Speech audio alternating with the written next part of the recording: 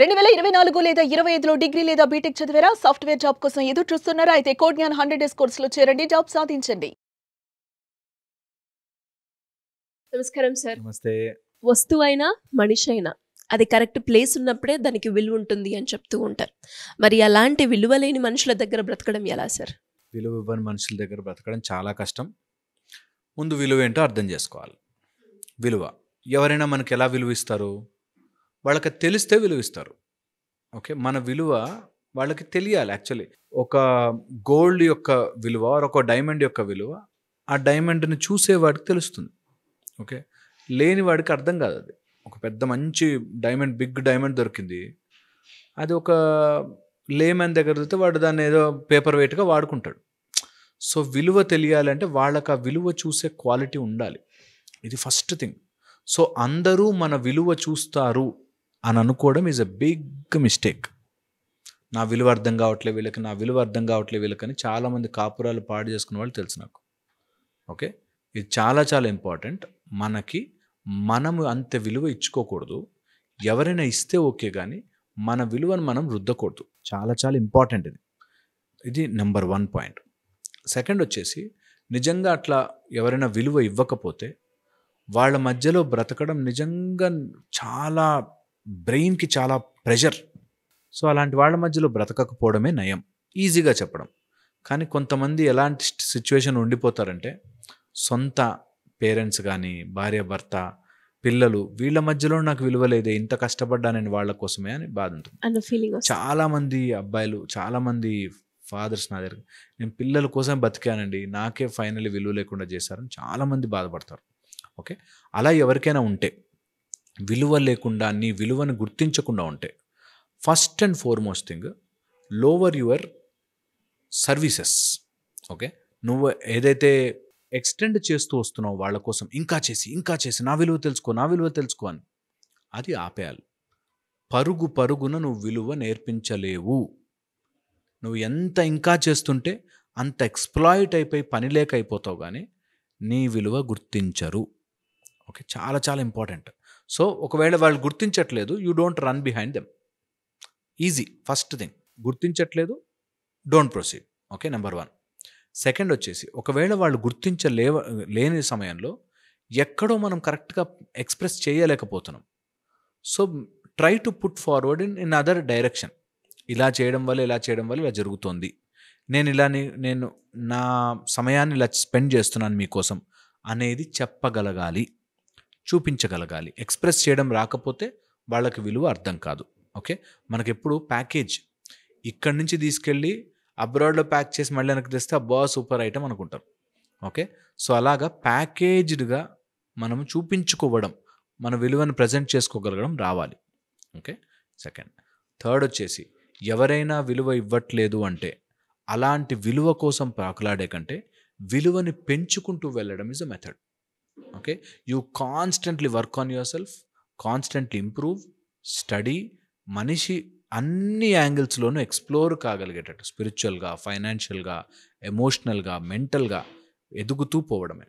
And నీకు అంటూ విలువ, మనకంటూ విలువ ఇవ్వాల్సినది, ఇవ్వగలిగేది ఓన్లీ అతనే, ఇంకెవ్వరు అవసరం లేదు. భగవంతుడి దృష్టిలో నేను ఎలివేట్ అయితే, if I'm living my best life, everyone around us will like us. If I'm not elevating myself like that, దాన్ని ఏం చేసినా waste. Okay, so improve yourself spiritually, improve yourself financially. డబ్బు బాగా సంపాదించుకోండి. అందరూ కూడా, అమ్మాయిలు కానీ అబ్బాయిలు కానీ, ముందు బాగా డబ్బులు సంపాదించండి. చిన్న చిన్న లోకల్ కష్టాల నుంచి బయటకు రండి. చిన్న చిన్న కష్టాలు, చిన్న చిన్న విషయాల నుంచి బయటకు రండి. అండ్ ఒక విలువ ఉన్నప్పుడు you will know how to choose the battles.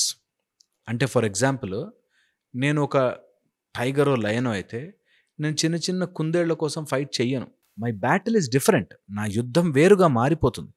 నీ విలువ తక్కువ ఉన్న చోట చిన్న చిన్న గొడవలు, నా పక్కింటోడు ఇట్లా అన్నాడండి, ఎదురింటోడు ఇట్లా అన్నాడు, వాడు చెప్పులు పక్కన పెట్టాడండి, ఈ చిన్న గొడవల్లోనే నీ విలువ, నీ ఆలోచన విధానం ఎంత చిన్నగా ఉందో తెలిసిపోతుంది. ఇప్పటి కూడా మా దగ్గరకు వస్తారు, నా సడ్డకుడు ఇట్లా అన్నాడు, నా భార్య వాళ్ళ తమ్ముడు ఇట్లా అన్నాడు, చిన్న చిన్న గొడవలు.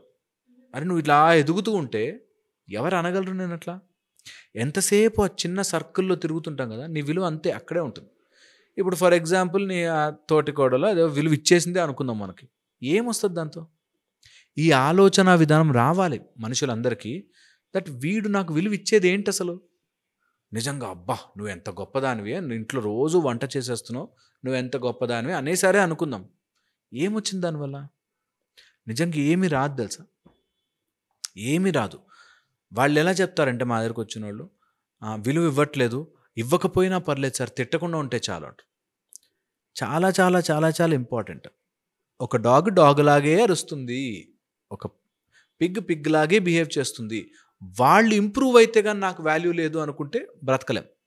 నేను మంచి బెంజ్ కార్లో ఫాస్ట్గా వెళ్తున్నాను, వెనక ఒక డాగ్ వచ్చి పడింది అనుకో.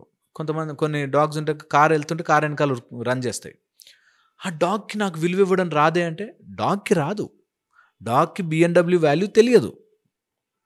సో ఎవరైనా మనకి విలువ ఇవ్వాలి అంటే వాళ్ళు విలువ ఇచ్చేదాకా, వాళ్ళు ఇచ్చేదాకా నాకు విలువ లేదు అని మనం అక్కడ ఉంటాం చూసామా, that is a wrong method అది.